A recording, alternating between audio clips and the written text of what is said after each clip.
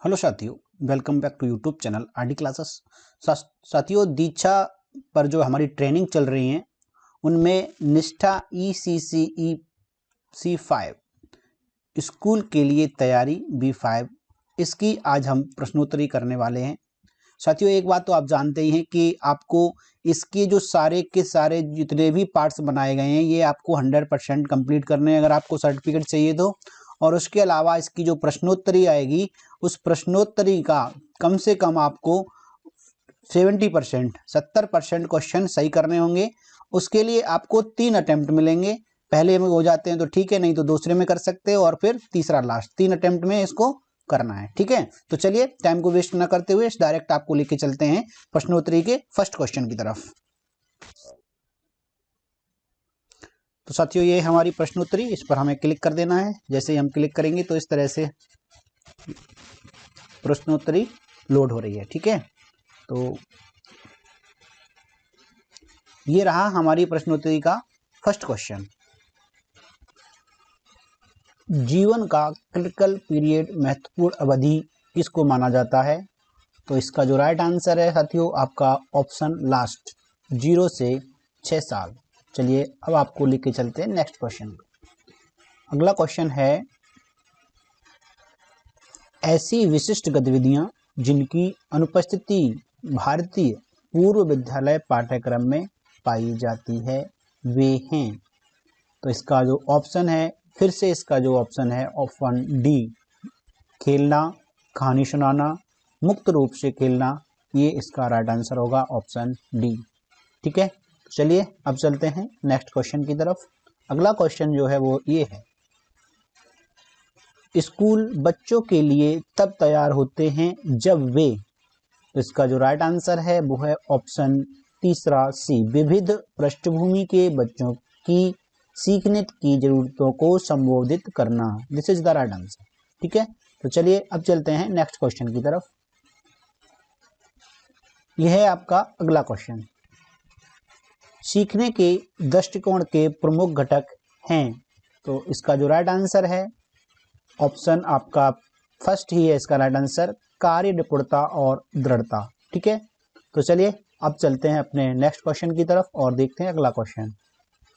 यह है आपका अगला प्रश्न, बच्चे का 90% से अधिक संचयी मस्तिष्क विकास वर्ष की आयु से पहले होता है। कितने वर्ष की आयु से? तो आंसर है इसका 6, option A is the right answer. तो ये इसका राइट आंसर हुआ। अब चलते हैं नेक्स्ट क्वेश्चन की तरफ, देखते हैं अगला क्वेश्चन। अगला क्वेश्चन ये है, निम्नलिखित में से कौन सा भाषा सीखने के लिए एक महत्वपूर्ण कौशल नहीं है? तो साथियों इसका जो राइट आंसर है वो है आपका ऑप्शन ए, डेटा संधारण। ठीक है, तो ये हुआ इसका आंसर। और नेक्स्ट क्वेश्चन की तरफ चलते हैं और ये है आपका अगला प्रश्न, बच्चों के कम सीखने के स्तर को सुधारने के लिए कौन सी सबसे महत्वपूर्ण चीज को बदलने की जरूरत है? तो इसके 4 ऑप्शन हैं और इसका जो राइट आंसर है वो है आपका option D. D is the right answer of this question. ठीक है साथियों, तो ये हुआ डी आंसर। अब चलते हैं नेक्स्ट क्वेश्चन की तरफ। ये रहा आपका अगला प्रश्न, अभिभावक उन्मुखीकरण कार्यक्रमों में माता पिता को के बारे में सूचित करना चाहिए। तो इसका जो राइट आंसर है वो है आपका option A. Option A is the right answer, पाठ्यक्रम और सीखने के लक्ष्य इसका सही आंसर है। चलिए नेक्स्ट क्वेश्चन पर चलते हैं। ये रहा आपका अगला प्रश्न, एक निश्चित समय अवधि में छात्रों के विकास के रिकॉर्ड को कहते हैं। तो इसका जो राइट आंसर है, जो बच्चों का रिकॉर्ड रखा जाता है वो है हमारा portfolio. Option B is the right answer.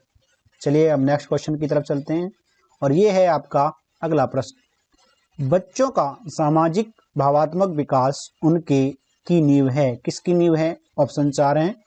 तो इसका जो राइट आंसर है वो है आपका भाषा और साक्षरता का विकास। Option C is the right answer. चलिए अगले क्वेश्चन पर चलते हैं और ये रहा आपका अगला प्रश्न, वह कारक है जो बच्चों की स्कूल के लिए तैयारी से संबंधित नहीं है। तो इसका जो राइट आंसर है वो है ऑप्शन सेकंड, घरेलू आय। ऑप्शन बी राइट आंसर है। चलिए अब नेक्स्ट क्वेश्चन पर चलते हैं और ये रहा आपका अगला प्रश्न। संज्ञानात्मक स्व विनिमय कौशल को के रूप में भी जाना जाता है। ऑप्शन 4 हैं, इसमें से इसका जो राइट आंसर है वो है आपका ऑप्शन सेकंड, कार्य कौशल इज द राइट आंसर। ठीक है, तो चलिए अगले क्वेश्चन की तरफ चलते हैं और ये रहा आपका अगला प्रश्न। घर पर प्रेरक अधिगम वातावरण प्रदान करके बनाया जा सकता है।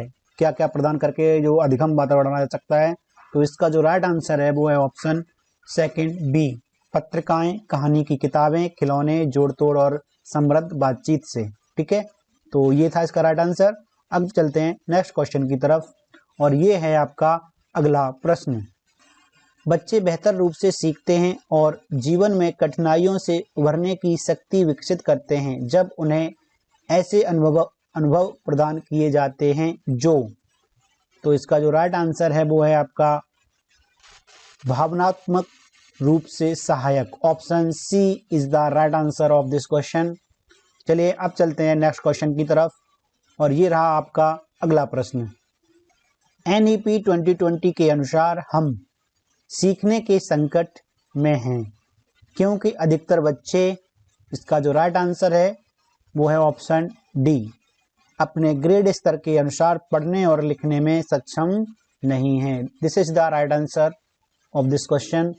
चलिए अब चलते हैं नेक्स्ट क्वेश्चन की तरफ और ये रहा आपका अगला क्वेश्चन। बच्चे की इंद्रियों का विकास जन्म के समय वजन, स्वास्थ्य और पोषण की स्थिति, ग्रास और फाइन मोटर कौशल से विकलांगता के अंतर्गत आती है। तो इसका जो राइट आंसर है वो है आपका शारीरिक विकास। Option B is the right answer of this question. चलिए अब चलते हैं नेक्स्ट क्वेश्चन की तरफ और ये रहा आपका अगला प्रश्न। बच्चों के स्वभाव, सीखने के दृष्टिकोण, उत्साह, झुकाव और शैलियों को संदर्भित करता है। तो इसके 4 ऑप्शन हैं, इसका जो राइट आंसर होगा वो होगा ऑप्शन डी, सामाजिक भावनात्मक विकास। चलिए नेक्स्ट क्वेश्चन की तरफ चलते हैं और ये है आपका अगला प्रश्न। सामाजिक और भावनात्मक विकास बच्चों की में मदद करता है। किस में मदद करता है? तो ये नई स्थितियों के अनुकूल होना। ठीक है, तो ये ऑप्शन ए इसका राइट आंसर है। चलिए अब चलते हैं नेक्स्ट प्रश्न की तरफ और ये है आपका अगला प्रश्न। बच्चे यांत्रिक रूप से सरल डिकोडिंग के माध्यम से पढ़ना सीखते हैं लेकिन बिना ज़्यादा समझ और के यह सुनिश्चित नहीं है। तो इसका जो राइट आंसर है वो है मौखिक भाषा आधार। Option A is the right answer. अगला प्रश्न है, माता पिता की अपेक्षाओं और बच्चों की शिक्षा के लिए उनके वास्तविक समर्थन के बीच के अंतर का मुख्य कारण क्या है? तो इसका जो राइट आंसर है वो है आपका ऑप्शन सी, सार्थक साझेदारी के विकास पर माता पिता और शिक्षक ठीक से उन्मुख नहीं हैं। This is the right answer of this question, option C. तो यहाँ पर हमारे सारे 20 क्वेश्चन जो थे वो कंप्लीट हो चुके हैं साथियों और अब देखते हैं हमारा यहाँ पर स्कोर कितना रहता है और इसको सबमिट करते हैं